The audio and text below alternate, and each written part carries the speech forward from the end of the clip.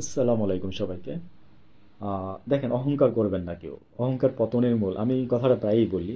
তো আল্লাহর পক্ষ থেকে হাসিনার জন্য অহংকার পতন কিভাবে হয়েছে এটা আমি একটু বলি। সেটা হচ্ছে আম, সে জামাত শিবিরের একটা গালি বানাই ফেলাইছিল, ঠিক না?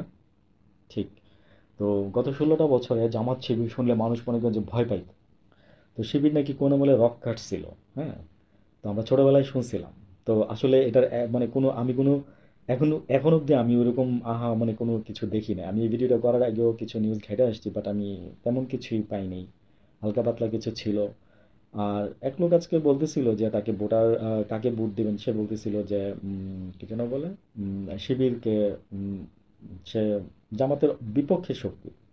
তো এই যে একটা কথা নয় যে আমি জাস্ট এই জন্য একটু কথা বলতেছি, আমার কথাটা খেয়াল করবেন। আপনারা বিপক্ষের শক্তি বলতেছেন না আসলে। তখন কিন্তু জামাত কিন্তু চাইছিল যে মানে মুসলিম কান্ট্রি হিসাবে দেশটা এক থাকুক। ঠিক আছে, এর বাইরে কিন্তু কিছু চায় নাই। জামাতের লোকজন কি যুদ্ধ করে নাই? অবশ্যই করছে, আপনারা খোঁজ নিয়ে দেখেন। এবং মানে আচ্ছা, এই পার্ট আমার দরকার নাই কথা বলার, এটা আমি অন্য কিছু অনেক জায়গায় বলছি বা বলবো পরে। তো আমি যেটা বলতে আসছি, তো জামাত শিবিরটাকে আওয়ামী লীগ সরকার একটা গালি বানাই ফেলছে। আর আরেকটা কথা, আপনি অহংকার করে বলছিলেন যে পদ্মা সেতু থেকে চুবাই নিয়ে আসবেন, ঠিক না, ইউনূস সাহেবকে? আল্লাহর কি ভাগ্য দেখেন, মানে আল্লাহর কি খেলা দেখেন, ভাগ্য না যে মানে আপনি যাকে এই কথা বলছেন সে আজকে আপনার আসনে বসে রয়েছে। আপনি আপনার আসনে বসে রয়েছে। হয়তোবা সে চিরদিন থাকবে না, কিন্তু বাট আল্লাহ দেখাই দিচ্ছে পৃথিবীর মানুষের কাছে, বাংলাদেশের মানুষের কাছে, আমাদের, বললাম না, আমাদের কাছে আমাদের লাইফে মনে হয় এই 24-25 সালটা মনে হয় শ্রেষ্ঠ লাইফ। ঠিক আছে। লাইফের শ্রেষ্ঠ সময়টা আমরা দেখছি আর কি। আমি বলবো, আমি আজকে বলে গেলাম, হয়তোবা কালের ইতিহাসে আমার এই কথাটা একদিন থেকে যাবে। তখন হয়তোবা তারা বুঝতে পারবে যে আমরা শ্রেষ্ঠ টাইম পাইছি এই রাজনীতির আমলে। সামনে বুটের খুব সুন্দর একটা সময় আসতেছে। হ্যাঁ, বুট হবে, একদম সুন্দর বুট হবে, এই ব্যাপারে সন্দেহ নাই আমার মনে হচ্ছে, কিন্তু তারপরে অনেক ঘাপলা আছে।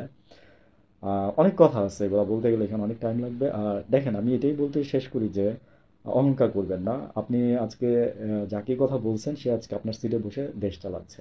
ঠিক আছে।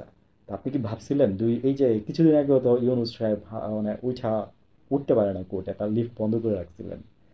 দেখেন আজকে আপনি দেশ ছেড়ে পালাই গেছেন। এক লোক বলছিল যে মুরগির বাচ্চা কি ফালায়া কি মা চলে যায়, মুরগির বাচ্চাদের ফালায়া। আসলে আপনি আওয়ামী লীগ যারা করে না, যাদেরকে আপনি রেখে গেছেন না, তারা অনেক কষ্টে আছে। তারা অনেক কষ্টে আছে, আমি তো তাদের ভাই। হ্যাঁ, মানে ভাই বলতে আমি বলতে চাচ্ছি যে আমি তোমাদের প্রতিবেশী ভাই, তো তো আমি জানি। তো তারাও ভালো হয়ে যাওয়ার ট্রাই করতেছে, আপনার মানে কথা শুনবে না তারা তারা আমাকে বলছে, অনেকেই বলছে। তো যাই হোক, তাদের জন্য শুভ বুদ্ধি উদয় হয়, সবাই ভালো থাকুক, এই দোয়াই করি। আসসালামু আলাইকুম।